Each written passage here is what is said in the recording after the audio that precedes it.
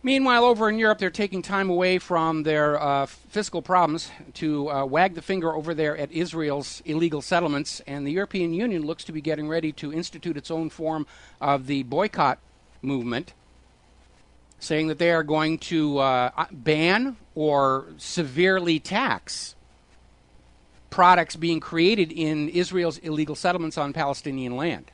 Of course, Israel already has a way to get around that. Products that are being made in the illegal settlements are labeled as coming from other places. They've been doing that for years as well. Now, today, of course, is the anniversary of the Nakba, the catastrophe. Israel's all in an upset because they want everybody in Israel, including the Palestinians, to see this is a wonderful, great holiday.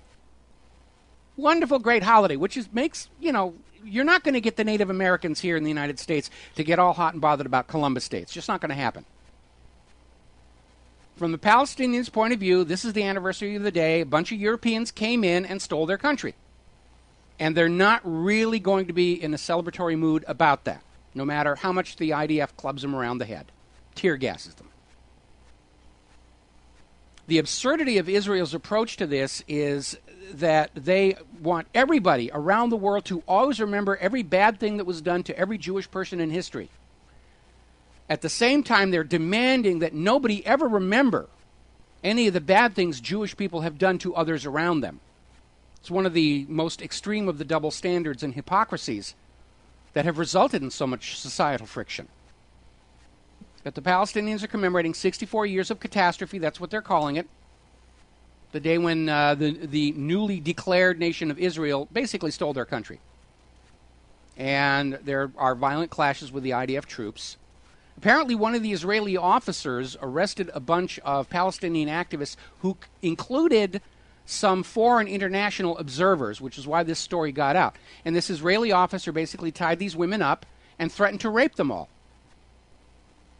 Now, if that happened in Syria right now, given the push to try and get Assad's out there, if Syria's officials were tying up women and threatening to rape them, it would be headline news all over the place. Oh, my goodness, look at those horrible Syrians here. Well, the Israelis are doing the same thing. Yeah, but their good qualities allow them to do that, according to Hillary Clinton. But whether you like it or not, the Nakba is part of Israel's history.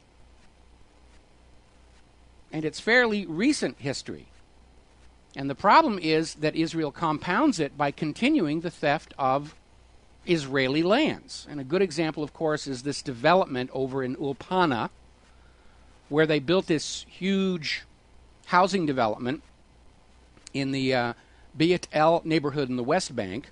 And the residents there saying they thought the land was owned by this developer. And it turns out that he just built it on Palestinian land that he did not own. And I know why he did it. Because he knows the Israeli courts will not order the demolition of the housing development. They'll simply tell the Palestinians, well, yeah, he took your land, here's $20, get out of here. Over in Iran, they have hung a Mossad agent for one of the murders of their nuclear scientists in 2010. Israel responded by getting out there and screaming about no more talks, let's go to war immediately. Israel is afraid that any talks with Iran are going to basically head off a unilateral military strike. As you know, today, they're supposed to be voting on that measure in the House of Representatives, which will basically say the only possible response the United States can have to Iran's nuclear threat is to go to war. No talks, no containment, no sanctions, just kill them all, let God sort them out. We're still waiting to hear what the vote on that is going to be.